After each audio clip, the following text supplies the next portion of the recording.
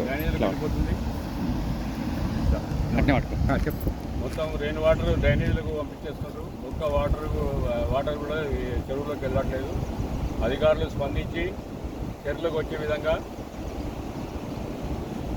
చేయాలని Kapra colony coordination committee వస్తున్నాము. వినాయక చవితికి బతుకమ్మకి ఆడుకోవడానికి కూడా ఈ చెరువులో నీళ్లు లేవు. రెయిన్ వాటర్ వచ్చే విధంగా అధికారులు చర్యలు చేపట్టాలని మనం చేస్తున్నాం. చూడండి ఇది మొత్తం ఎంత పెద్ద ప్రవాహంతో ఇళ్ళకి వెళ్ళిపోతున్నాయంటే ఇవి సరే వర్షం వస్తే ఇది ఫుల్ పోతుంది. ఇది చూడండి ఇది పెద్ద బాక్స్ డ్రైనేజ్ కింద ఇది నిర్మించారు. దీన్ని మొత్తం తీసి చెరువులోకి నీళ్ళు రాకుండా ఇప్పుడు చూడు ఆ మధ్యలో రోడ్డు కూడా తీసేసేయాలి, తొలగించేసేయాలి.